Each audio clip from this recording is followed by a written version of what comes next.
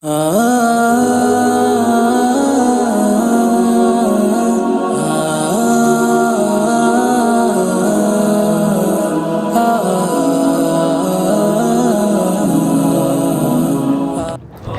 لله الذي خلق الإنسان وعلمه البيان وأنطقه بفصيح اللسان وزينه بعلم الشريعة والعرفان والقرآن والصلاة والسلام على سيد الأنام وعلى آله وصحبه الذين آمنوا بمولاهم بالتصديق والإيقان برحمتك يا عزيز يا رحمن ويا كريم يا منان ويا ذا الجلال والإكرام.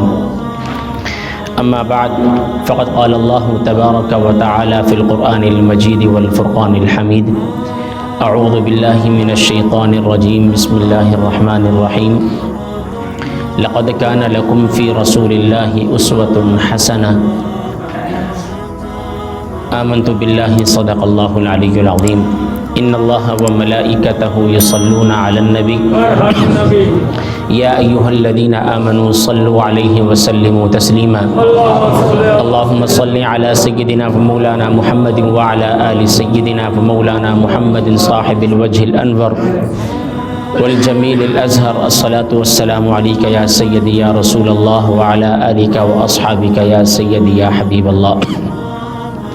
تمام حمد و ثنا، تعریف و توصیف اللہ جل مجدہ الکریم کی ذات بابرکات کے لیے، جو خالق کائنات بھی ہے اور مالک ششہات بھی.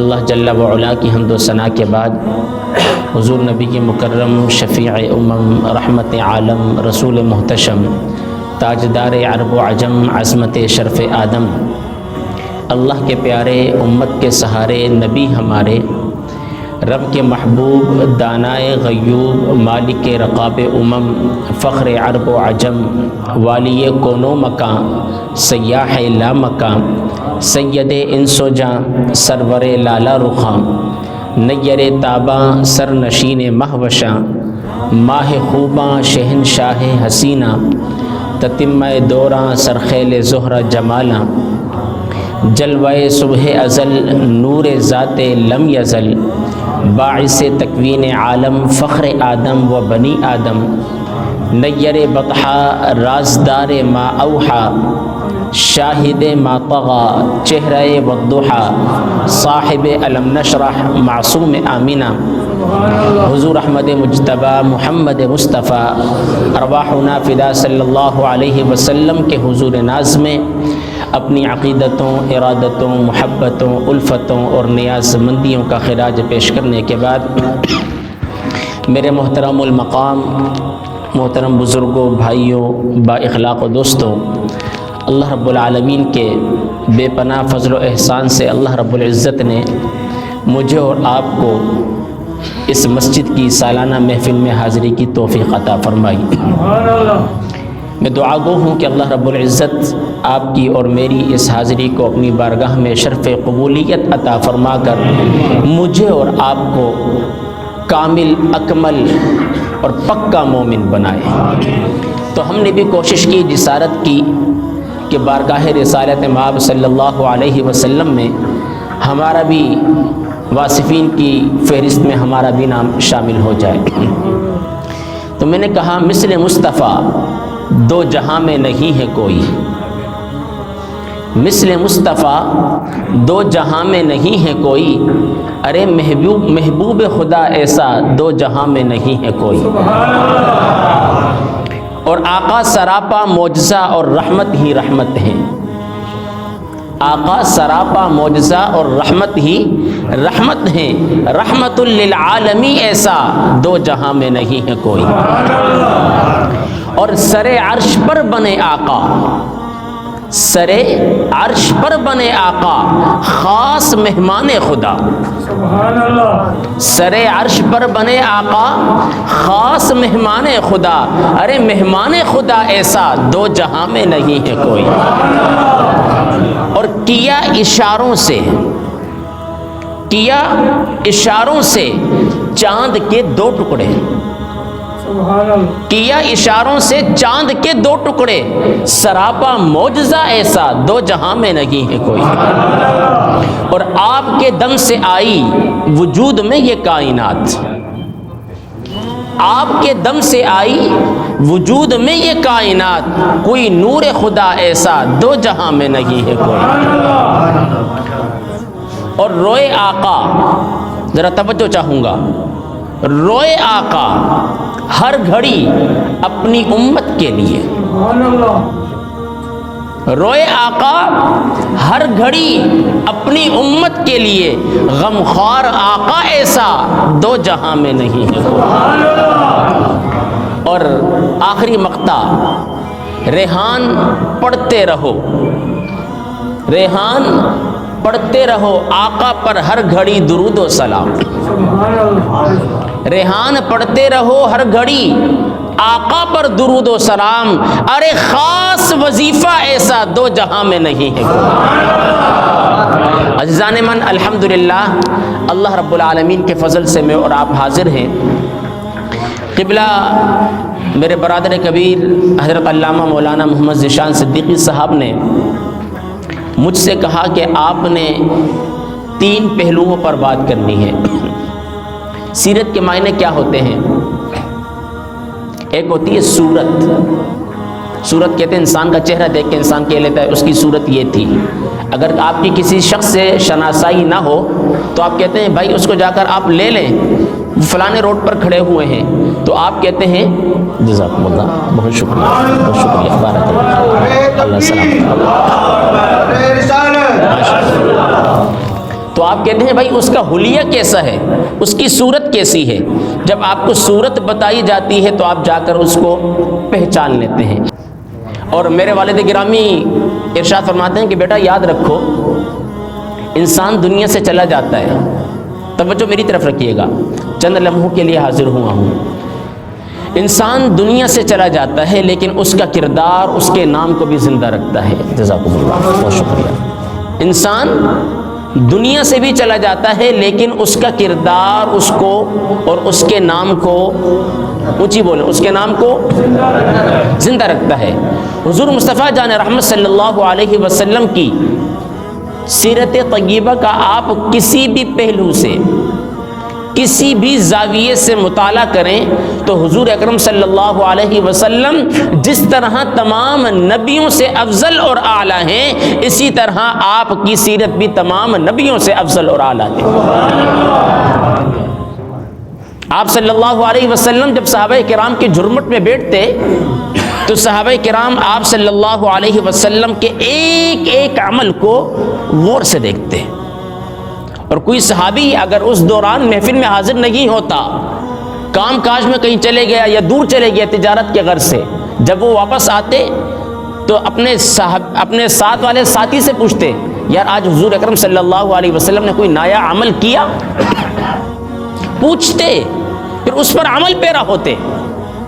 لیکن آج الحمدللہ اللہ رب العالمین ان محدثین کی قبروں پر، قبوروں پر اپنی کروڑوں رحمتوں کا نزول فرمائے جنہوں نے مجھ تک اور آپ تک حضور کا فرمان پہنچایا۔ حضور اکرم صلی اللہ علیہ وسلم کی سیرت کو میں اور آپ دنیا کے کسی بھی زاویے سے دیکھیں، یاد رکھیں آپ کا تعلق کسی بھی قوم سے ہو، آپ کا تعلق اگر اسلام سے ہے، اگر آپ کا مذہب اسلام اور دین ہے تو پھر آپ کو ادھر ادھر بھٹکنے کی ضرورت نہیں ہے۔ سبحان اللہ، بے شک آپ کے پاس پورا میسج آ چکا ہے، قرآن کی صورت میں بھی آ گیا اور فرمان مصطفیٰ صلی اللہ علیہ وسلم کی صورت میں بھی آ گیا۔ اور سب سے پہلے یہ بات مجھے حضرت نے کہا کہ آپ نے 3 پہلوؤں پر بات کرنی ہے۔ پہلا ہے اعمال صالح۔ اعمال صالح کہتے کسے ہیں؟ یاد رکھیں اعمال کا لفظ جمع ہے عمل کی، اور صالح کہتے ہیں نیک کو۔ کس کو کہتے ہیں؟ نیک کو۔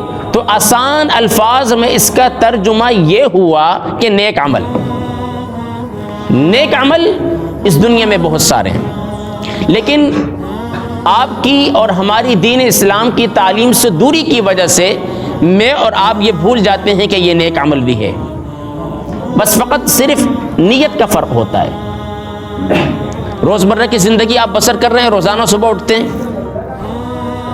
لیکن کیا ہی مزہ ہو جب آپ اٹھ کر پیارے نبی کی سنت پر عمل کرتے ہوئے حضور اکرم صلی اللہ علیہ وسلم نے ارشاد فرمایا جب تم اپنے بستر سے اٹھو، یہ نیک عمل ہے، غور کیجئے گا، جب تم اپنے بستر سے اٹھو تو فرمایا ایک دم اٹھ کے کھڑے مت ہوا کرو، ایک دم اٹھ کر کھڑے مت ہوا کرو۔ آج حکماء نے لکھا کہ حضور اکرم صلی اللہ علیہ وسلم کا یہ فرمان بالکل 100% درست۔ سبحان اللہ۔ آج حکماء کہتے ہیں کہ جب انسان بالکل سو رہا ہوتا ہے تو اس کا پورا خون کا جو دورانیہ ہوتا ہے وہ ایک جگہ پر ہو جاتا ہے، ٹانگوں تک اور پاؤں تک نہیں ہوتا، اور جب انسان سو کر اٹھتا ہے اسے چاہیے کہ 2 منٹ اپنے پاؤں بیڈ سے نیچے لٹکا کر بیٹھ جائے، اور حضور کا فرمان کیا ہے؟ اٹھتے ساتھ ہی یوں ہاتھ موڑ کر، یوں ہاتھ پھیر کر، ہاتھ پہ ہاتھ ڈال کے چہرے پر مسلے، اور پھر اس کے بعد دعا پڑھے۔ سو کر اٹھنے کی دعا کسی کو آتی ہے؟ الحمدللہ الذی احیانا بعدما اماتنا والیہ النشور۔ یقین جانیے یہ سونا جو ہے نا یہ موت کی بہن ہے، اور انگلش کے اندر کہا جاتا ہے sleep is the sister of death. سونا موت کی بہن ہے۔ کتنے ایسے لوگ دنیا میں گزرے جو سوئے تو پکا سو گئے، اور یاد رکھیں یہ نیک عمل ہے۔ رات کو سوتے ہیں توبہ کر کے سوئے، نہ معلوم صبح آنکھ کھلے نہ کھلے، یہ نیک عمل ہے۔ اور میری اور آپ کی زندگی میں میں اور آپ عمل کرتے ہیں، لیکن کاش کہ نیت یہ ہو کہ یہ میں اللہ کی رضا کے لیے کر رہا ہوں، یقین جانیے آپ کا وہ کام بھی ہو جائے گا اور آپ کے نامہ اعمال میں نیکیوں کے اندر اضافہ بھی ہو جائے گا۔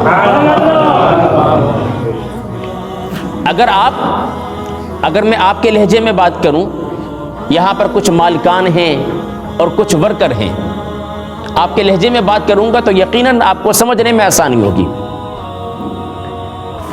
اب ہمارے ہاں یہ ہوتا ہے کہ ہم نے معیار رکھ دیا جسے انگلش میں اسٹیٹس کہا جاتا ہے۔ وہ ہمارے ایک مولوی صاحب تھے، عالم دین تھے، بہت بڑے، بہت پائے کے عالم تھے۔ انہوں نے کہا کہ دنیا میں اسٹیٹس جو ہے وہ 3 چیزوں سے بنتا ہے۔ کتنی چیزوں سے بنتا ہے؟ 3 چیزوں سے، اور ان کے پاس ایک بھی نہیں تھی، ان کے پاس ایک بھی نہیں تھی۔ انہوں نے کہا، ساتھیوں نے کہا آپ کا اتنا بڑا نام ہے اور ماشاءاللہ آپ اتنا علمی بیان کرتے ہیں، سب کچھ ہے، تو آپ کا اسٹیٹس ہونا چاہیے، آپ تو بائک پہ آ جاتے ہیں۔ ان کا اسٹیٹس 3 چیزوں سے بنتا ہے: گاڑی، گارڈ، کارڈ۔ گاڑی سمجھ میں آ جائے گی نا؟ سمجھ میں آ جائے گی، گاڑی ہونی چاہیے بھائی، پجارو ہو یا جو بھی ہو۔ دنیا کی سب سے مہنگی ترین گاڑی آپ کے پاس ہے، کہتے ہیں بھائی ماشاءاللہ بڑا مالدار ہے، تو یہ عمل تو نہیں، یہ تو دکھلاوا ہو گیا۔ اسی طرح کتب کے اندر ایک واقعہ لکھا ہے کہ ایک شخص نے اپنے بچے کی شادی پر جس سے وہ اپنی گاڑی کا کام کرواتا تھا اس کو بھی دعوت دی، تو وہ بیچارہ مصروفیت کی وجہ سے گھر کپڑے تبدیل کرنے نہیں جا سکا۔ اسی حالت میں وہ شادی حال میں جب آیا، ذرا توجہ رکھیے گا، ہم لوگوں نے اسٹیٹس بنا دیا عمدہ اور اعلیٰ کپڑوں کو، ہم لوگوں نے اسٹیٹس بنا دیا پیسے کو، ہم لوگوں نے اسٹیٹس بنا دیا بلند و بالا عمارتوں کو۔ لیکن سنو، یہ واقعہ سنیں، وہ شخص جب آیا تو باہر شادی حال کے باہر جو گن مین تھا اس نے روک دیا، اس نے کہا کہاں جا رہے بھائی؟ کہا مجھے دعوت ہے، مجھے کارڈ ملا ہے، یہ میں جا رہا ہوں، اور کارڈ بھی دکھایا۔ کہتے نہیں بھائی آپ کو اس حالت میں ہم اندر نہیں چھوڑ سکتے۔ حلیہ اس کا تھوڑا سا گندا تھا۔ اچھا جی، کہا ٹھیک ہے بھائی مرضی آپ کی۔ وہ بیچارہ واپس گیا، اس نے کہا کہ میرا کسٹمر ہے، اگر نہیں گیا تو کل کو گلا کرے گا، تو لہٰذا وہ بیچارہ گھر گیا، کاٹن کا سوٹ پہن کر آیا، اور جیسے ہی آیا اس نے کہا جائیں بالکل صاحب، یہ ایڈریس ہے اور یہی جگہ ہے، آپ یہیں پر شادی پر صحیح جگہ پر آئیں۔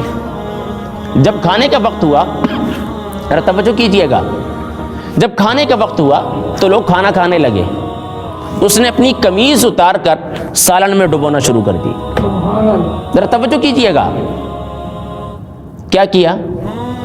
سالن میں لوگوں نے کہا ارے بھائی کیا کر رہے ہو، یہ کیا عمل کر رہے ہو آپ؟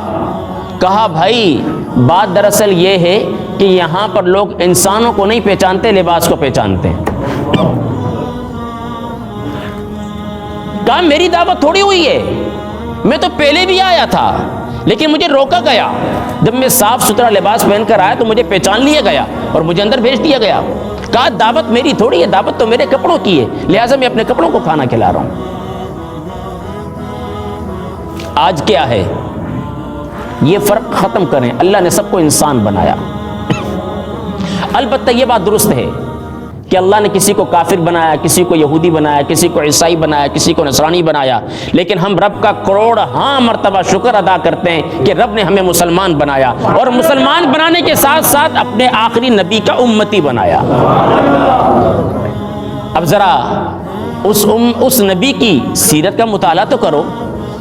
آپ صلی اللہ علیہ وسلم اعمال صالحہ میں اللہ اکبر 12 واقعہ بیان کر چکا ہوں. حضور اکرم صلی اللہ علیہ وسلم مسجد نبوی میں بیٹھے ہوئے ہیں، صحابہ کرام کا جھرمٹ ہے. آپ صلی اللہ علیہ وسلم کو اللہ رب العالمین نے اس دور میں مبعوث فرمایا جب خدا کو ماننے والا ایک بھی موجود نہیں تھا. آج یہاں پر جو حکومتیں ملتی ہیں، یہاں پر کبھی پی پی کی، کبھی جس کی جتنی بھی تنظیمیں ہیں، جتنے بھی نام ہیں، سب کو جب حکومت ملتی ہے تو پیچھے پورا بیک گراؤنڈ سارا تیار ہوتا ہے. بھائی یہ فلانے محکمے کا افیسر ہے، یہ فلانے کا، یہ فلانے کا، یہ فلانے کا ہے، یہی ہوتا ہے. لیکن آپ صلی اللہ علیہ وسلم جب آئے تو کس کی پوجا کی جاتی تھی؟ بتوں کی. کتنے خدا تھے؟ 360. اب 360 خداؤں کو جھوٹا کہا جائے، ایک خدا کو سچا کہا جائے، بڑا مشکل کام تھا. آپ صلی اللہ علیہ وسلم کو لہو لہان کیا گیا. بنو ثقیف کے نوجوان اوباش لڑکوں نے آپ صلی اللہ علیہ وسلم جب انہیں دین اسلام کی دعوت دینے گئے، نیکی کا پیغام ان تک پہنچانے کے لیے گئے، تو ان کے سرداروں نے کہا کہ انہیں پتھر مار کر لہو لہان کرو. بھائی یہ ہمارے 360 خداؤں کو جھوٹا کہتا ہے، اپنے ایک خدا کو سچا کہتا ہے. آپ کو لہو لہان کیا گیا. یہاں تک کہ محدثین نے لکھا آپ کے وجود اطہر سے اتنا خون مبارک بہا کہ آپ کے نالین مبارک آپ کے تلبوں کے ساتھ چپک گئے. کہا کہ جبریل امین آئے. کہا یا رسول اللہ صلی اللہ علیہ وسلم آپ حکم دیں میں ان پر پہاڑ کو الٹا کر دوں. حضور اکرم صلی اللہ علیہ وسلم نے ارشاد فرمایا جبریل بات دراصل یہ ہے کہ رب نے وما ارسلناک الا رحمتا للعالمین، مجھے رحمت للعالمین بنا کر بھیجا ہے، لہٰذا میں رحمتیں بانٹتا چلا جاؤں گا، وہ مجھے جتنی بھی زحمتیں دیتے چلے جائیں. بانی اسلام ہے حضور مصطفیٰ جان رحمت صلی اللہ علیہ وسلم. کتنی تکالیف اٹھائی، آج آپ کو تمام سہولیات میسر، پھر بھی آپ کہتے ہیں یار دین پہ چلنا بڑا مشکل ہے، نیک عمل کرنا بڑا مشکل ہے. یاد رکھیں نیک عمل کرنا بڑا آسان ہے، نیک عمل کرنا بڑا آسان ہے، لیکن اس نیکی کو اپنے نامہ اعمال کے اندر سنبھال کے رکھنا بڑا مشکل ہے. حضور اکرم صلی اللہ علیہ وسلم کے پاس ایک خاتون آئی اور کہا کہ میں نے آپ سے اکیلے میں تنہائی میں کچھ بات کرنی ہے. صحابہ کرام بیٹھے ہوئے ہیں. حضور اکرم صلی اللہ علیہ وسلم اٹھے، اس خاتون کے پاس گئے. جب جانے لگے تو صحابہ کرام نے عرض کی یا رسول اللہ صلی اللہ علیہ وسلم پورا مدینہ اسے پاگل کہتا ہے، سب نے اسے پاگل قرار دیا ہے، لہٰذا آپ اس کی بات نہ سنیں، آپ چھوڑ دیں. حضور اکرم صلی اللہ علیہ وسلم نے صحابہ کرام کی طرف دیکھا اور اس کے بعد اس خاتون کی طرف چل پڑے. وہ خاتون مسجد نبوی کے دروازے کے پاس کھڑی ہوئی تھی. کہا کہ میں نے آپ سے اکیلے میں بات کرنی، ذرا باہر آئیں. حضور اکرم صلی اللہ علیہ وسلم باہر چل پڑے. اللہ اکبر، ذرا توجہ کیجئے گا، یہ بھی نیک عمل ہے. کتنی بیماریاں دور ہوتی ہیں، توجہ کیجئے گا. آئے، کہا کہیں کیا بات ہے. کافی دیر کھڑے ہو کر گفتگو فرمائی. علماء نے لکھا کتابوں میں کافی دیر گفتگو فرمانے کے بعد جب وہ تھک گئی نا پورا مکہ پورا مدینہ اس سے کیا کہتا تھا؟ دیوانہ، پاگل۔ جب کافی دیر کھڑے کھڑے گفتگو کرتے کرتے انسان تھک ہی جاتا ہے، اس نے کہا میں تھک گئی ہوں، اب بیٹھ جائیں۔ حضور اکرم صلی اللہ علیہ وسلم نے اپنی کالی کملی والی چادر بچھا دی، بیٹھ گئی، کافی دیر بات کرتے رہے، گھنٹوں گزر گئے۔ اب صحابہ کرام واپس کوئی دروازے کی طرف آتے ہیں مسجد نبوی کے، حضور اکرم صلی اللہ علیہ وسلم کو دیکھتے ہیں پھر چلے جاتے ہیں۔ اب کسی میں اتنی ہمت اور جرت تو تھی نہیں کہ حضور اکرم صلی اللہ علیہ وسلم کے پاس جا کر کہیں کہ یا رسول اللہ آپ آ جائیے، یہ پاگل ہے۔ لیکن جب وہ خود تھک گئی نا، وہ خاتون جسے پورا مدینہ پاگل کہتا تھا، اس نے کہا اب میں تھک گئی ہوں، اب میں جا رہی ہوں، پھر میں آؤں گی۔ یار اپنے سینے پر ہاتھ رکھ کر بتاؤ، آپ نے کبھی کسی پاگل کی گفتگو سنی ہے؟ اس کے پاس کبھی کچھ لمحہ کچھ وقت گزارا ہے؟ سنو، آج جا کر یہ عمل کر لینا میرے نبی کی سنت سمجھ کر۔ یہ اعمال صالحہ ہیں میرے بھائی۔ اس نے کیا کہا؟ جب خود تھک گئی، جب کرنے کو کوئی بات نہیں رہی تو کہا میں جا رہی ہوں، میں پھر آؤں گی۔ حضور اکرم صلی اللہ علیہ وسلم نے ارشاد فرمایا ٹھیک ہے۔ واپس حضور اکرم صلی اللہ علیہ وسلم مسجد میں آئے تو صحابہ کرام نے عرض کی یا رسول اللہ صلی اللہ علیہ وسلم، آپ کے کاندھوں پر نبوت کی ذمہ داریاں ہیں، ابھی آپ نے دین اسلام کی تعلیم کو عام کرنا ہے، ابھی تو آپ نے قافلے ملک در ملک بھیجنے ہیں۔ حضور اکرم صلی اللہ علیہ وسلم نے ارشاد فرمایا میرے صحابہ یہ بتاؤ، پورا مدینہ اسے پاگل کہتا ہے، کیا اس کی کوئی گفتگو سنتا تھا؟ اس کی کوئی گفتگو سننے کو تیار تھا؟ صحابہ نے کہا یا رسول اللہ کوئی بھی سننے کو تیار نہیں تھا۔ حضور نے فرمایا اگر تم بھی نہیں سنتے، میں بھی نہیں سنتا، تو اس کی گفتگو کون سنتا؟ بعض لوگ دنیا میں ایسے ہیں، ہمارے معاشرے میں ایسے ہیں جو دلوں کے اندر جو ہے نا نہ جانے کتنی باتیں دفن کر کے بیٹھے ہوتے ہیں۔ ان کا دل جو ہے نا ایک قبرستان کی مانند ہوتا ہے، ان کے دلوں کے اندر غموں کی نہ جانے کتنی قبریں بنی ہوتی ہیں۔ اور جب دیکھیں نا ڈاکٹر کے پاس جب مریض جاتا ہے تو ڈاکٹر جب چیک کرتا ہے تو اسے گفتگو کرتا ہے کہ اس کی آدھی بیماری ختم ہو جاتی ہے۔ تو بعض دفعہ کوئی پریشان حال آپ کے پاس آ جائے تو اس سے فراخ دلی سے اس کی گفتگو سنیں، یہ نہ کہے ارے بھائی ٹائم نہیں ہے میرے پاس، جلدی کرو یار، جو بھی کام ہے جلدی بولو۔ ہمارے معاشرے میں یہ جملے بولے جاتے ہیں، ہمارے معاشرے میں یہ جملے بولے جاتے ہیں۔ آج یہ عزم مصمم کر کے اٹھیں کہ ہم نے پیارے نبی کی سنت سمجھ کر کسی ایک ایسے دیوانے مجذوب کے پاس جانا ہے، اس کے پاس بیٹھ کر کچھ وقت گزارنا ہے، یہ سمجھ کر کہ میرے نبی نے بھی یہ عمل کیا اور میں سنت سمجھ کر یہ عمل کر رہا ہوں۔ اور یاد رکھیں وہ شاعر نے کہا تھا نا، کرو مہربانی تم اہل زمین پر، خدا مہرباں ہوگا عرش بری پر۔ آج آپ روئے زمین پر جو مفلس محتاج غریب لوگ ہیں ان کی اعانت اور مدد کریں، اللہ رب العالمین آپ کو سکون کی دولت بھی دے گا، آپ کے مال میں فراوانی بھی دے گا۔ آپ یقین جانیے میں نے اتنے لوگ دیکھے ان کے مرنے کے بعد پتہ چلتا ہے یار یہ وہ تو فلانے کے ساتھ بھی نیکی کرتا تھا۔ اور ہم نے ایسے بھی لوگ دیکھے جو فقط 4 آٹے کے تھیلے کسی غریب کو پکڑا دیں، 6 گھنٹے باہر اپنے دروازے کے باہر کھڑا کرنے کے بعد، اور اس کی فائل فوٹو پھر اخبار میں بھی آتی ہے کہ فلانے حاجی صاحب نے، فلانے سردار صاحب نے جو ہے نا فلانے غریب کو اتنی چیزیں دے دی۔ کچھ ہم نے اتنے بھی دیکھے۔ میں نے آپ سے پہلے کہا انسان مر جاتا ہے لیکن اس کا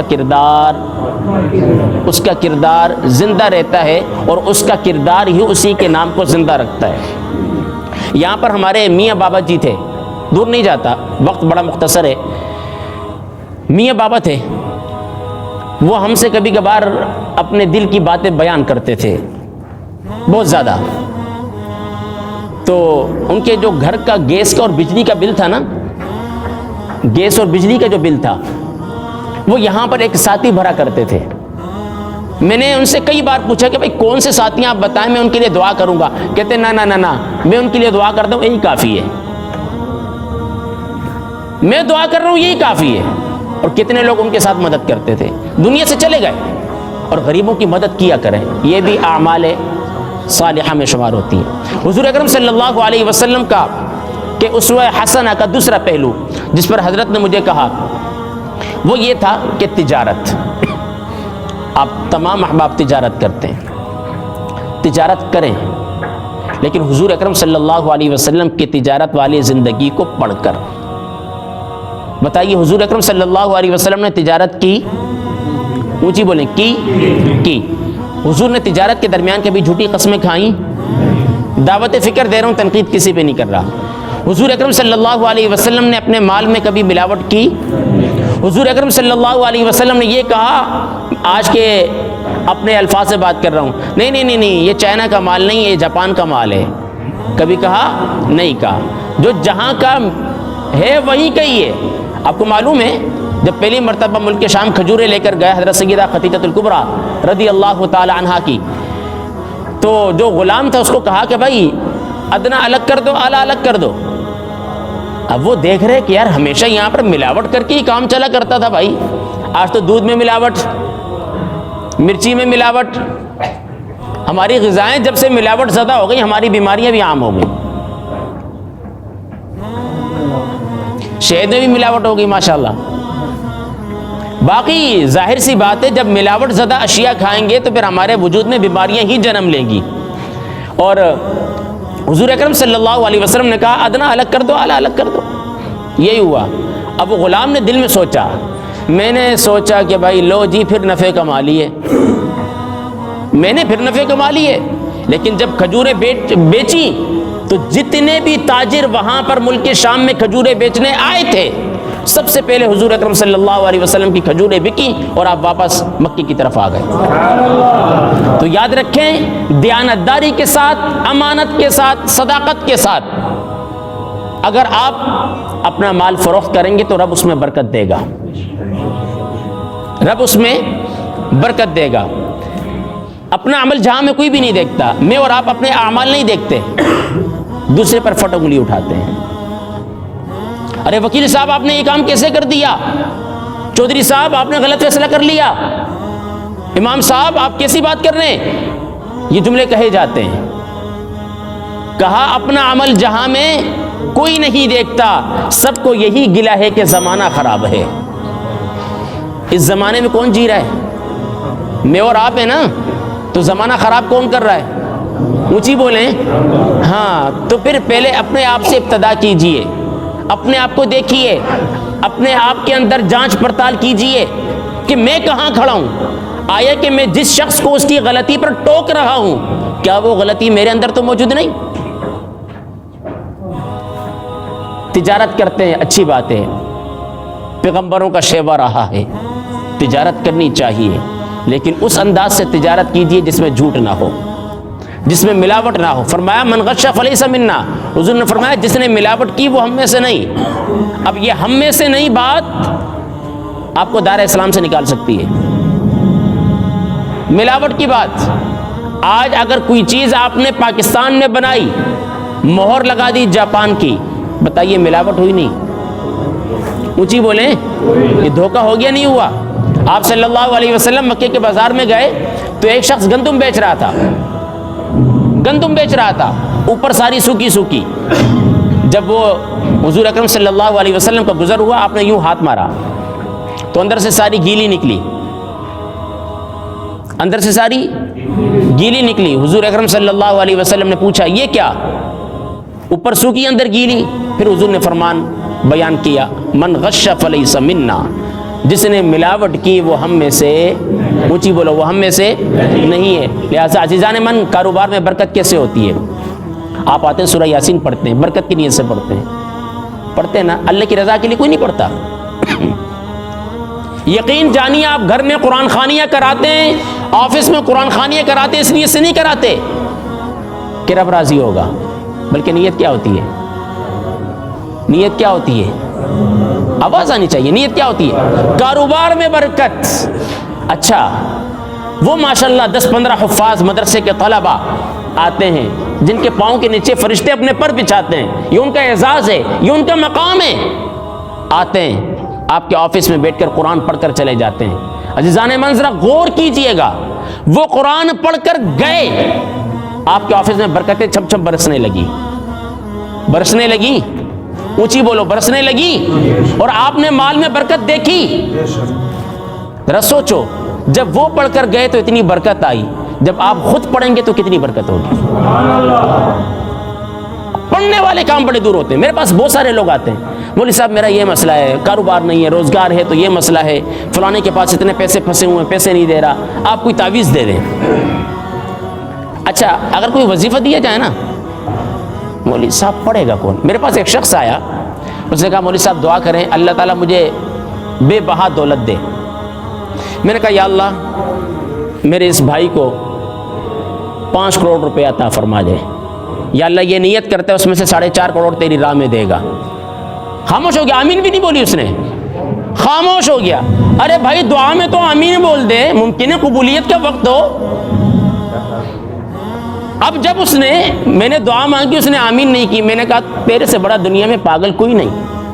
بندے خدا کے تو اگر آمین بول ہی دیتا تو 4.5 کروڑ جو رب نے پورے 5 تجھے دیے ہیں اس میں سے 4.5 تو رب کو دے رہا تھا, 50 تو پیچھے تجھے منافع مل ہی رہا تھا نا. اس کو یہ سودا بھی قبول نہیں تھا. ایسے بھی لوگ ہیں. یاد رکھیں ہم لوگوں نے صرف اللہ اور اس کے رسول سے تعلق صرف غموں کے ایام میں بنا دیا, دکھ میں بنا دیا. اللہ سے تعلق دکھوں کے دنوں میں مت بناؤ, خوشی کے ایام میں بھی بناؤ. خوشی دو بالا ہو جائے گی, اور غموں میں جب رب سے تعلق ہوگا نا تو رب اس غم کو دور کر دے گا, یا ایسے اسباب پیدا کرے گا کہ وہ غم کے ایام خوشیوں میں تبدیل ہو جائیں گے. لیکن ہم اور آپ کوسوں دور ہیں. پڑھنے والی بات نہیں نہیں نہیں نہیں. وظیفہ کون پڑھے گا جی, بڑی ٹائم ہی نہیں ہے ہمارے پاس. آپ کرتے کیا ہیں؟ دنیا کمانے کے لیے 8 سے 12 گھنٹے آپ کے پاس ٹائم, موبائل چلانے کے لیے 4 سے 5 گھنٹے ٹائم, قرآن کے 2 صفحے پڑھنے کے لیے ٹائم نہیں ہے. حضور اکرم صلی اللہ علیہ وسلم گناہوں سے بالکل محفوظ, پاک اور صاف, لیکن پھر بھی دن میں 100 بار استغفار پڑھتے تھے. کیوں پڑھتے تھے؟ اگر ایک گناہگار انسان استغفار کی کثرت کرتا ہے, فرمایا استغفروا ربکم فانی اتوب فی اليوم 100 مرہ او کما قال, فرمایا میں خود دن میں 100 بار استغفار پڑھتا ہوں, لہٰذا تم بھی 100 بار استغفار پڑھا کرو. آپ اور ہم پڑھیں گے تو ہمارے گناہ معاف ہوں گے. اور جو نیک انسان ہے جس کے نامہ اعمال میں گناہ ہی نہیں, اس کو کیا فائدہ ملے گا؟ فرمایا اللہ رب العالمین اس کے درجات بلند فرمائے گا. گھریلو زندگی کے معاملے کے اندر عزیزان من, آپ صلی اللہ علیہ وسلم کی کتنی ازواج تھیں؟ ابھی یہ تشنگی باقی چھوڑ رہا ہوں کہ مال میں برکت کیسے ہوگی. میں یہ دیکھنا چاہ رہا ہوں کہ آپ کا وجود تو یہاں مسجد کے اندر موجود ہے, آیا کہ ذہن کئی کاروبار کی طرف دوبارہ تو نہیں بھٹک گیا. وظیفہ بھی آپ کو دوں گا انشاءاللہ.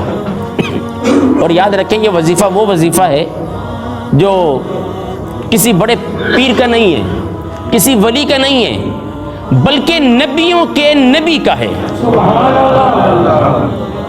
جسے امام الانبیاء کہا جاتا ہے, جنہیں امام اونچی بولے امام الانبیاء کہا جاتا. ان کا وظیفہ. مجھے یہ بتائیں پیارے نبی کریم صلی اللہ علیہ وسلم کا کوئی فرمان غلط ہو سکتا ہے؟ اونچی بولے معاذ اللہ, غلط ہو سکتا ہے؟ جھوٹا ہو سکتا ہے؟ نہیں. تو پھر جب وہ وظائف آپ کو دیے جاتے ہیں پھر بھی آپ نہیں پڑھتے. اور ایک اللہ والے تھے واصف علی واصف نے جملہ کہا تھا کہ پیغمبر کی بات باتوں کی پیغمبر ہوتی ہے. صحابہ کرام اس انداز میں آتے, پوچھتے امی جان امی جان یہ بتائیے پیارے نبی کریم صلی اللہ علیہ وسلم نے آج کوئی نیا نیک عمل کیا جس سے پہلے آپ نے نہ دیکھا ہو؟ تو اس انداز سے صحابہ کرام نے آپ صلی اللہ علیہ وسلم کی گھر کی زندگی کو محفوظ کیا, اور آج وہ آپ تک مجھ تک موجود ہے. حضور اکرم صلی اللہ علیہ وسلم کی 11 ازواج تھیں, آپ نے انہیں ان کے سارے حق ادا کیے. آپ کی اور میری ایک ہے, اللہ ماشاء اللہ کوئی خوش نصیب ہوگا جس کی 2 ہوں گی. کیا حق ادا ہو جاتے ہیں؟ اونچی بولیں. آج تو آپ کو جب تنخواہ ملتی ہے اور آپ گھر میں کہہ دیں لو جی بیگم صاحبہ تنخواہ مل گئی, فہرست آ جاتی ہے, یہ سامان لانا ہے. میں 1-2 دفعہ بڑے شاپنگ سینٹروں میں گیا تو میں نے فقط 2 چیزیں لی تو لمبی لائن لگی ہوئی تھی. تو میرے سامنے جو آگے جو شخص کھڑے تھے وہ بزرگ تھے, سفید بارش. میں نے کہا واہ رب تیرے بھی کیا کہنے ہیں, کچھ لوگ ایسے ہیں جو نعمت لینے کے لیے لائن میں کھڑے ہوتے ہیں، اور کچھ لوگ ایسے ہیں جن کے پاس پیسہ ہے، نعمت خریدنے کے لیے لائن میں کھڑے ہو رہے ہیں۔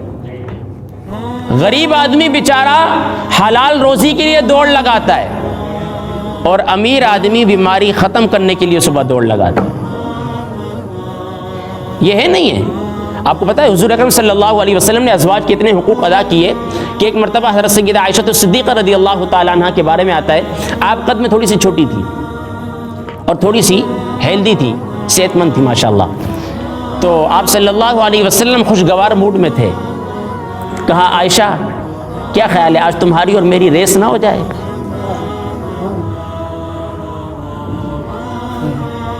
ہمارے لاہور کے اندر عورتوں کی ریسیں لگائی جاتی ہیں، لیکن یاد رکھیں حضور اکرم صلی اللہ علیہ وسلم نے جو ریس لگائی تھی وہ اپنے گھر کے اندر ہی لگائی تھی، یہ بھی یاد رکھیے گا۔ علماء نے لکھا ہے باقاعدہ، عائشہ آج تم اور میں ریس نہ لگا دیں، بھلا جن کا رستہ جبریل بھی چھوڑ دیں، جنہیں عرش علا تک کی سیر ہو، ان سے بھلا کوئی جیت سکتا ہے؟ حضور اکرم صلی اللہ علیہ وسلم نے ارشاد فرمایا چلو عائشہ آج ریس لگاتے ہیں۔ اب حضرت عائشہ صدیقہ رضی اللہ تعالیٰ عنہ تھوڑا تیز چلنے لگی، پیارا نبی کریم صلی اللہ علیہ وسلم اپنی رفتار سے بھی کم ہو گئے، اور جب آگے گئی نا تو جو صحت مند انسان ہوتا ہے اس کا سانس پھول ہی جاتا ہے۔ علماء نے لکھا کہ حضرت سیدہ عائشہ صدیقہ رضی اللہ تعالیٰ عنہ کا سانس پھول گیا، سانس لینے لگی تو حضور نے فرمایا عائشہ آج تم جیت گئی، میں ہار گیا۔ اللہ اکبر۔ علماء نے لکھا کہ حضور اکرم صلی اللہ علیہ وسلم نے فقط اپنی زوجہ محترمہ کی دل جوئی کے لیے یہ جملہ ادا کیا۔ آج ہمارے ہاں کیا ہوتا ہے، وہ ایک عالم دین تھے، وہ ہمیں کہنے لگے، اپنے والد صاحب کا قصہ سنانے لگے۔ انہوں نے کہا کہ میرے والد صاحب مسجد کے امام تھے، ایک مرتبہ یہ ہوا کہ امی سے تھوڑی سی بحث ہو گئی۔ اب ذرا توجہ کیجئے گا، امی سے بحث ہو گئی۔ حضور اکرم وہ عالم دین فرماتے ہیں کہ میں نماز پڑھانے کے لیے جب آنے لگا تو میرے دل میں آیا کہ میں بیوی سے بحث کرنے کے بعد نبی کے مصلی پر جا کر کھڑا ہوں گا تو میرا خشوع اور خضوع باقی نہیں رہے گا۔ تو جب غصے کے عالم میں جب وہ باہر جانے لگے نا تو زوجہ نے بھی کہا جائیں آپ نماز پڑھائیں۔ اچھا جی، یہی ہوا۔ وہ آدھے راستے سے واپس آ گئے، انہوں نے مقتدیوں سے کہا کہ کہنا کہ امام صاحب 2 منٹ میں آ رہے ہیں، آپ تھوڑا انتظار کریں، اور یہاں پر 1 منٹ لیٹ ہو جائے سارے پریشان ہو جاتے ہیں۔ نہیں آپ کی بات نہیں کر رہا، آپ لوگ تو ماشاءاللہ بڑے محبتوں والے ہیں، اللہ سب کی محبتوں کو قائم رکھے۔ یہی ہوا ماشاءاللہ، آپ حضرات کا حسن ظن، اور یہاں پر تو مجھے ساتھی کہتے ہیں امام صاحب آپ اگر 1:45 تک بھی جمعے کا ٹائم لے جائیں ہمیں پرواہ نہیں ہے، آپ یقین جانیے واللہ مجھے لوگ کہتے ہیں 1:15 کا ٹائم ہے، بعض دفعہ 1:30 ہو جاتے ہیں، 1:35 ہو جاتا ہے۔ میں کہتا ہوں بڑے محبت والے لوگ ہیں بھائی، آپ لوگ برداشت کر لیتے ہیں، اس لیے کہ ہم لوگ اگر کوئی پارٹی آ رہی ہو 2 گھنٹے لیٹ ہو جائے تو کہتے ہیں نو پرابلم، کوئی بات نہیں۔ اور بعض لوگ ایسے ہیں بار بار گھڑی پہ نظر، ارے بھائی کیا ٹائم ہو رہا ہے، ارے 10 منٹ لیٹ ہو گئے۔ لیکن آپ لوگ تو بڑے خوش نصیب ہے، اللہ آپ کے ایمان کو سلامت رکھے۔ اچھا جی، بات کیا کر رہا تھا، یاد ہے یہیں پر یہ چلے گئے۔ امام صاحب نے کہا کہ جی دیکھیں میں نبی کے مصلی پر کھڑے ہو کر نماز پڑھانے جا رہا ہوں، نماز پڑھانے کے لیے، لہٰذا میں تم سے پہلے معافی مانگنے آیا ہوں۔ کیا کرنے آیا ہوں؟ انہوں نے کہا آپ جائیں، آپ کیسی بات کر رہے ہیں؟ آج کے دور میں اگر شوہر اپنی بیوی سے اپنی غلطی پر معافی مانگ لے تو زمانے والے کہتے ہیں زن مرید ہے، کہتے ہیں نہیں، تانے دیے جاتے نہیں۔ یاد رکھیں میاں اور بیوی کا رشتہ یہ ایک عائلی زندگی ہے، اور اس کے اندر اتار چڑھاؤ ہوتا ہے۔ جس گھر میں برتن ہو بچتے ضرور ہیں، لیکن اگر آپ نے حضور اکرم صلی اللہ علیہ وسلم کے اسوہ حسنہ کا مطالعہ کیا تو یقین جانیے آپ اپنے شوہر ہونے پر ناز کریں گے، اور آپ کی زوجہ آپ کی بیوی ہونے پر ناز کرے گی۔ لوگ کہتے ہیں نا یار شادی ہو جائے نا، سہیلیاں جب آپس میں بات کرتی ہیں تو کہتی ہیں بات سنو، شادی تو تمہاری ہو رہی ہے نا، اس کو غلام بنا کے رکھنا، اس کو کیا کرنا، غلام بنا کے رکھنا. میں کہتا ہوں آپ کو پتا ہے عورت کو رب نے ناقص العقل کہا ہے. بھلا جب عورت بحث کرے آپ کی بیوی ہو کر تو آپ کو اس کے ساتھ بحث کرنی چاہیے. آپ پاگل کے ساتھ بیٹھنا پسند نہیں کرتے تو عورت تو ناقص العقل ہے, اس کے ساتھ کیوں بحث کرتے ہو؟ بات یہی ہوئی. اب کتابوں کے اندر ایک روایت یہ آتی ہے کہ حضرت سیدہ فاطمہ الزہرا, آخری بات کر رہا ہوں وقت بہت زیادہ ہو گیا, حضرت سیدہ فاطمہ الزہرا رضی اللہ تعالی عنہا کن کی صاحبزادی ہیں؟ اونچی بولیں. آپ صلی اللہ علیہ وسلم کی صاحبزادی ہیں. ان کا نکاح کس سے ہوا؟ اونچی بولیں. حضرت علی رضی اللہ تعالیٰ عنہ سے. آپ بھی بچیوں والے ہیں, آپ بھی بیٹیوں والے ہیں. ذرا سنیں, اگر وہ میکے سے آ جائے نا دو شکایتیں وہاں کی لے کر تو آپ یہ نہ کریں کہ نہ بیٹا میں ابھی زندہ ہوں ٹینشن نہیں لو. نہیں, سنیں یہ حدیث ہے. حضرت علی رضی اللہ تعالی عنہ نے حضرت سیدہ فاطمہ الزہرا سے کہا آپ صلی اللہ علیہ وسلم کے پاس, یعنی کہ تمہارے ابا جان کے پاس بہت ساری کنیزیں آئی ہوئی ہیں, جاؤ ایک دو لے کر آ جاؤ تاکہ تمہارے کام کاج میں تمہیں تھوڑا سا آرام مل جائے, سکون مل جائے اور کام میں آسانی ہو.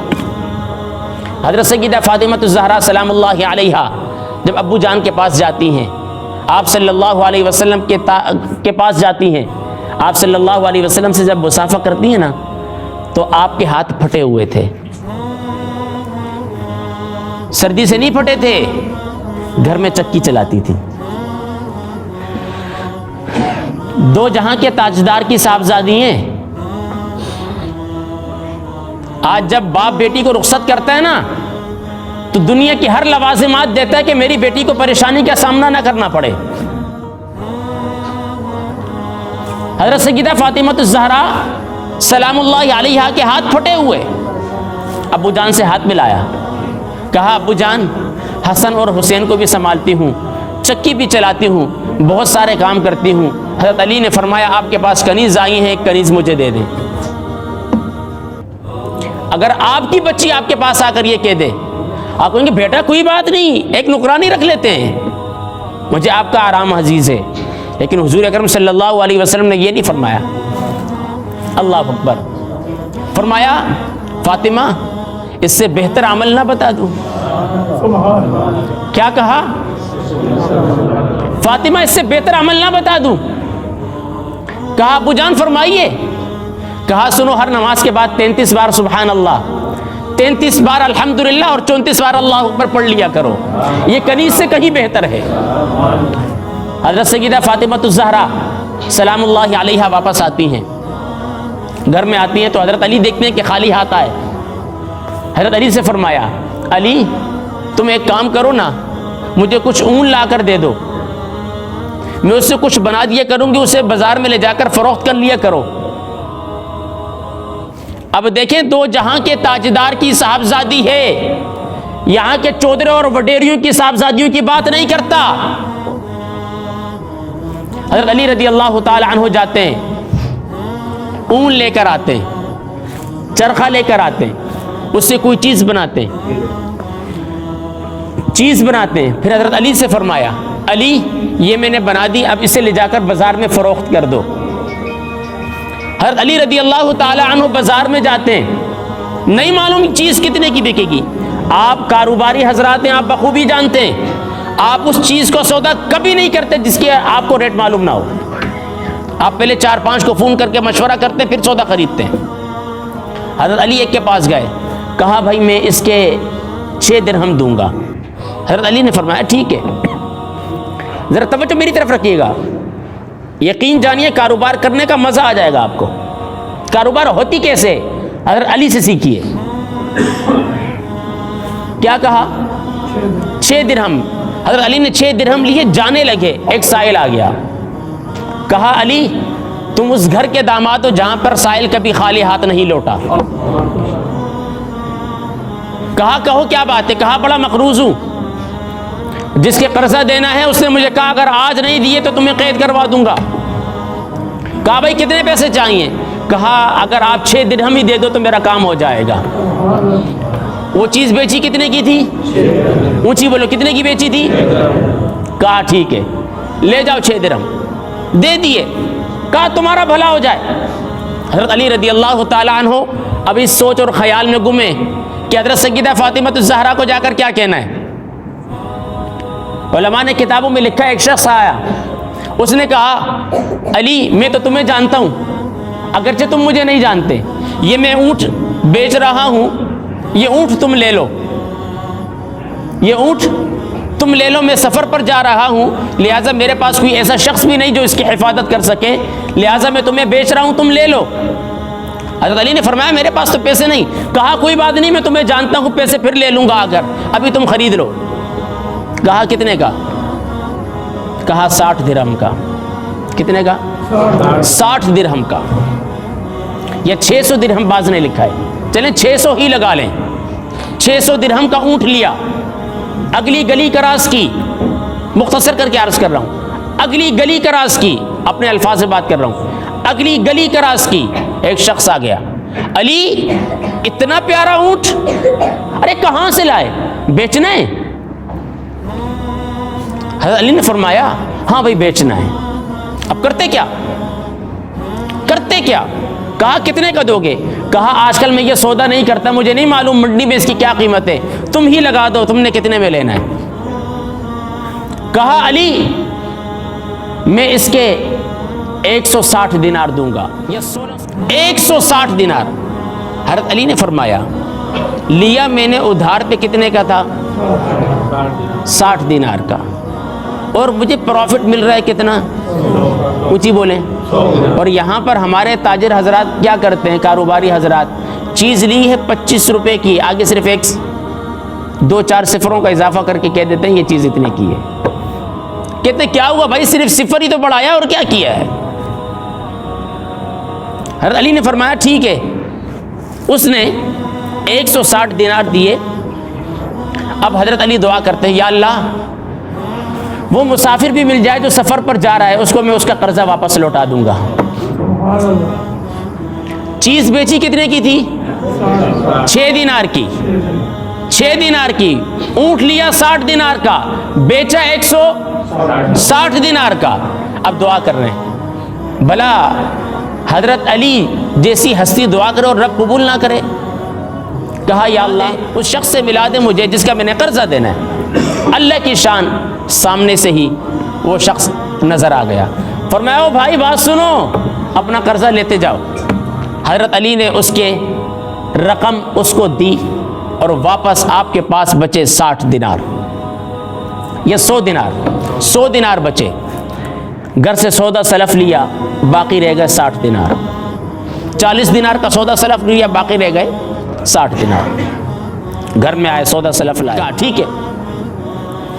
اب حضرت علی رضی اللہ تعالیٰ عنہ جب سودا سلف لے کر آئے تو حضرت سیدہ فاطمہ الزہرا سلام اللہ علیہا نے سوال کیا اگر آپ کی اجازت ہو تو میں آپ سے ایک سوال کر سکتی ہوں؟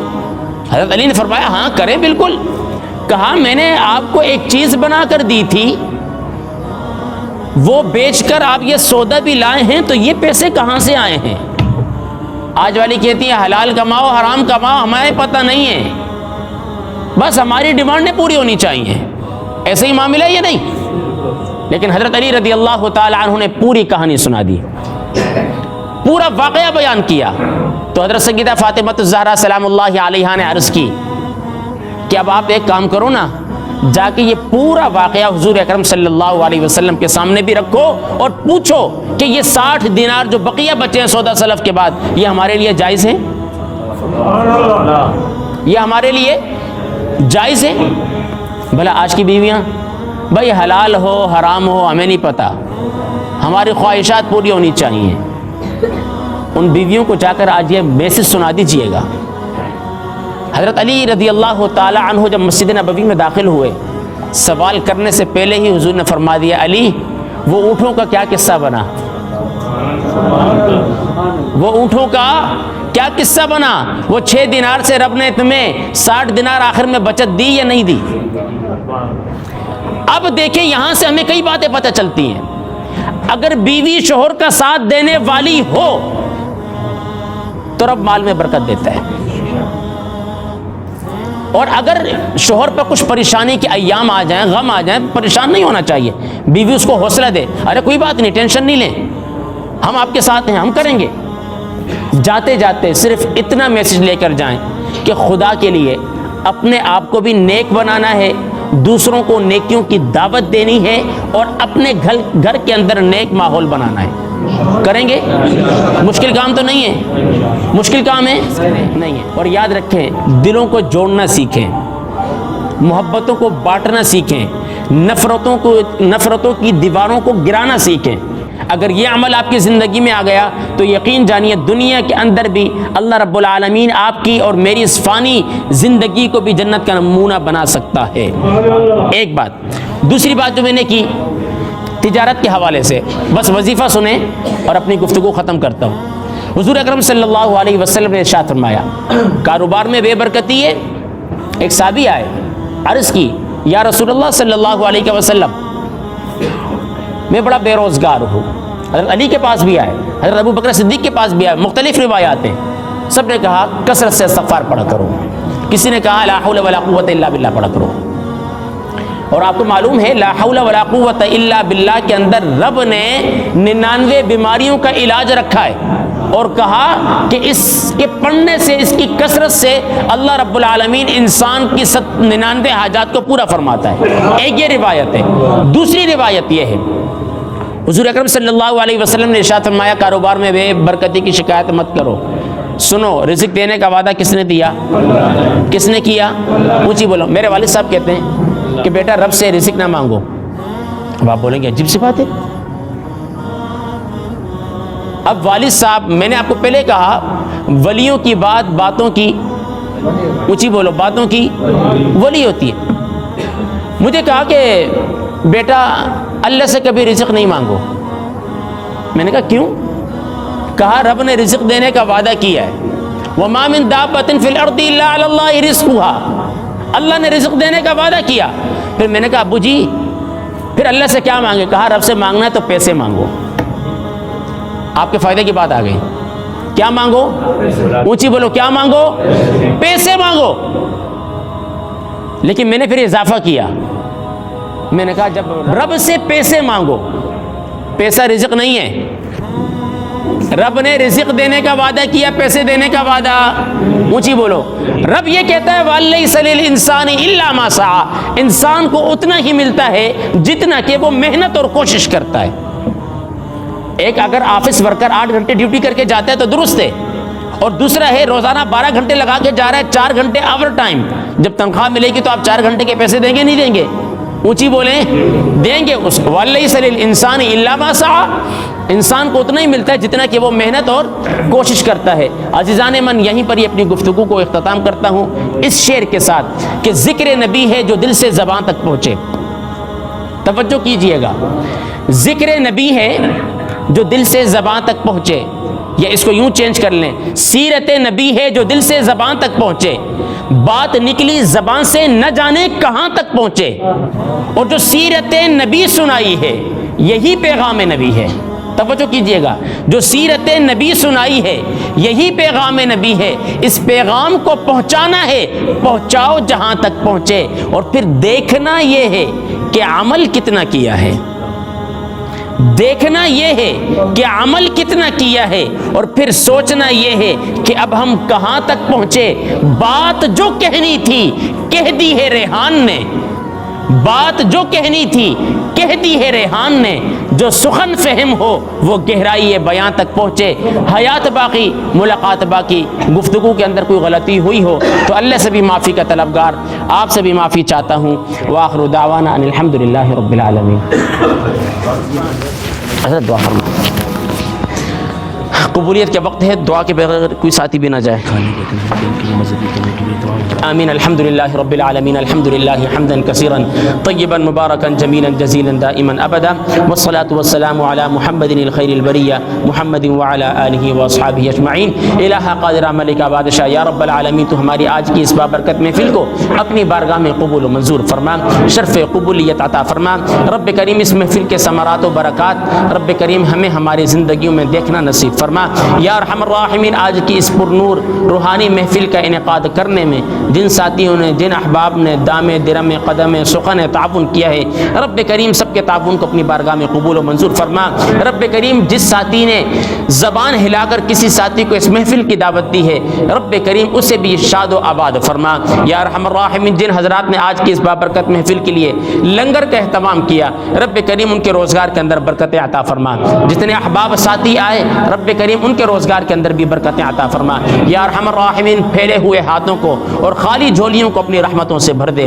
یا ارحم الراحمین قدم قدم پر کامیابیاں عطا فرما، ذلت اور رسوائی سے محفوظ فرما۔ یا ارحم الراحمین حضور اکرم صلی اللہ علیہ وسلم کے اسوہ حسنہ کے مطابق ہمیں اپنی بقیہ زندگی گزارنے کی توفیق عطا فرما۔ یا ارحم الراحمین میرے مقتدی حضرات محبین محسنین مخلصین دوست ساتھی مجھ سے دعاؤں کا کہتے ہیں، نہ جانے کتنے لوگ ایسے ہیں جن کے نام سے مجھے شناسائی نہیں لیکن محبت رکھتے ہیں، رب کریم سب کی محبتوں میں اضافہ فرما۔ یا ارحم الراحمین سب کو شاد و آباد فرما۔ رب کریم تو ہمیں 5 وقتہ نماز کا پابند بنا۔ یا ارحم الراحمین آپ صلی اللہ علیہ وسلم کی گھر کی زندگی، گھر کے باہر کی زندگی، دوست احباب سے ملنے جلنے والی زندگی، رب کریم ہر زندگی کا مطالعہ کر کر ہمیں اس کے مطابق اپنی زندگی بسر کرنے کی توفیق عطا فرما۔ یا ارحم الراحمین اپنے فضل سے، اپنی عنایت سے، اپنی کرم نوازی کے ساتھ جتنے بھی میرے احباب دور دراز سے پیدل چل کر آئے، گاڑیوں پر آئے، رب کریم سب کو قدم قدم پر اجر عظیم عطا فرما۔ یا ارحم الراحمین سب کو دین و دنیا کی تمام نعمتیں عطا فرما۔ رب کریم سب کو ذلت اور رسوائی سے محفوظ فرما۔ رب کریم شریر لوگوں کے شر سے محفوظ فرما۔ رب کریم تو ہماری جانوں میں، مالوں میں، عمروں میں برکتیں عطا فرما۔ یا ارحم الراحمین تو ہمارے مالوں کے اندر فراوانی عطا فرما، رزق حلال عطا فرما، حرام کی کمائی سے محفوظ فرما، رشوت کے سود کے معاملات سے بچنے کی توفیق عطا فرما۔ رب کریم آج کی اس بابرکت محفل کے صدقے جو بے اولاد ہیں تو انہیں اولاد نرینہ عطا فرما۔ یا رب کریم جو بے اولاد ہیں تو انہیں اولاد نرینہ عطا فرما، جن کی اولاد ہے تو انہیں صراط مستقیم پر گامزن رہنے کی توفیق عطا فرما۔ یا ارحم الراحمین آج کی اس بابرکت محفل کے صدقے رب کریم جتنے بھی سامعین آئے ہیں رب کریم سب کو خواب میں حضور اکرم صلی اللہ علیہ وسلم کا دیدار نصیب فرما۔ یا ارحم الراحمین ہمیں 2020 کا حج نصیب فرما۔ رب کریم ہماری زندگیوں میں لاتعداد مرتبہ مکہ مکرمہ کی حاضری اور مدینہ منورہ کی زیارت نصیب فرما۔ یا ارحم الراحمین اپنے فضل سے، اپنی عنایت سے جن زوجین کے درمیان آپس میں ناچاقیاں نہ اتفاقیاں ہیں رب کریم ان کے درمیان محبتیں اخوتیں پیدا فرما۔ یا ارحم الراحمین جو لوگ طلاق کے معاملے میں مسائل کے بارے میں سوچ رہے ہیں یا مسائل پوچھتے ہیں رب کریم ان لوگوں کو اس نوبت پر آنے سے پہلے ہدایت کی توفیق عطا فرما۔ یا ارحم الراحمین جو بچیاں نیک رشتوں کے انتظار میں ہیں ان کے لیے نیک رشتوں کا بندوبست فرما۔ رب کریم جو اپنے گھروں کی ہو چکی ہیں انہیں اپنے گھروں کے اندر چین اور سکون اور اطمینان کی دولت نصیب فرما۔ یا ارحم الراحمین انہیں قدم قدم پر صبر عطا فرما، شکر کرنے کی توفیق عطا فرما۔ رب کریم ہماری نہ جانے کتنی زندگی باقی ہے، رب کریم ہم نے اپنی زندگی میں جو اعمال صالحہ کیے جو تیری بارگاہ میں مقبول ہیں رب کریم ان اعمال کا صدقہ تو ہماری حتمی مغفرت اور بخشش فرما۔ رب کریم یہاں پر دوست ساتھی دور دراز سے اپنے کاروبار کے سلسلے میں روزگار کے لیے آتے ہیں، آج ساتھیوں نے بڑے ہی میرے ساتھ تعاون کیا، اپنے ورکروں کو چھٹی دی، خود بھی آئے، رب کریم سب کو اس وقت کا بہترین نعم البدل وقت عطا فرما۔ رب کریم اس وقت کی برکتیں انہیں ان کی پوری زندگیوں میں نصیب فرما۔ یا ارحم الراحمین بلڈنگ کے اندر جتنے رہنے والے دو احباب یہاں پر کام کے لیے آتے ہیں رب کریم سب کے کاروباروں میں برکتیں عطا فرما۔ یا ارحم الراحمین ہماری اس بلڈنگ کی انتظامیہ کمیٹی جو دام درم قدم سخن شب و روز اس بلڈنگ کے معاملات کو دیکھتی ہے رب کریم اس کے ایک ایک فرد کی حفاظت فرما۔ یا ارحم الراحمین تو ان کی ہمت اور جرت کے اندر مزید استقامت اور قوت پیدا فرما۔ یا ارحم الراحمین ہم سب کو بد نظری سے، بد نگاہی سے، بد کلامی سے محفوظ فرما۔ رب کریم اپنے مقبول صالح اور مومن بندوں کی قربتیں، سنگتیں، رفاقتیں نصیب فرما۔ رب کریم جو مانگ سکے وہ عطا فرما، جو مانگنا چاہیے تھا نہیں مانگ سکے اپنی شایان شان عطا فرما۔ رب کریم جن شرور آفات و بریات مصائب و آلام سے آپ صلی اللہ علیہ وسلم نے پناہ مانگی ہم بھی پناہ مانگتے ہیں، پناہ نصیب فرما۔ رب کریم اس مسجد کے معاملات کو جو دیکھنے والے دو احباب ہیں رب کریم تو انہیں بھی شاد و آباد فرما۔ اس مسجد کو بنانے کے اندر جن حضرات نے جتنی رقم بھی دی تھی رب کریم اس رقم کی بدلے تو انہیں ایمان کی پکی دولت نصیب فرما۔ یا ارحم الراحمین عمر کی سرحدوں تک تو ہمارے ایمان کی حفاظت فرما۔ رب کریم مرتے وقت تو ہماری زبانوں پر کلمہ طیبہ، کلمہ طیبہ کے بعد درود و سلام اور والضحیٰ مکھڑے والے چہرے کی زیارت نصیب فرما۔ رب کریم تو ہماری ان دعاؤں کو اپنی بارگاہ میں مستجاب فرما، مستجاب فرما، رب کریم مستجاب فرما یا ارحم الراحمین۔ جن ساتھیوں نے دعاؤں کے لیے کہا ان کے لیے دعا نہیں مانگ سکا، رب کریم یہ تمام دعائیں ان کے حق میں بھی قبول فرما۔ اللہم احسن عاقبتنا فی الامور کلھا واجرنا من خزي الدنيا وعذاب الآخرة، وصلى الله على النبي الأمين الكريم وعلى آله وصحبه أجمعين برحمتك يا أرحم۔